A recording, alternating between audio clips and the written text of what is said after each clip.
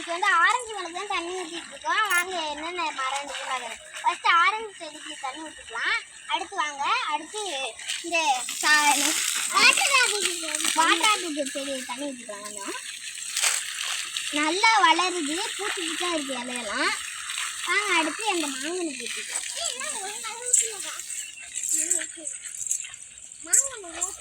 இங்கே பாருங்க சூப்பராக மாங்கன்னு ரொம்ப பெருசாகிடுச்சு. இப்போ வாங்க அடுத்து நம்ம போய் அட்டு வளர்ச்சி செடிக்கலாம்.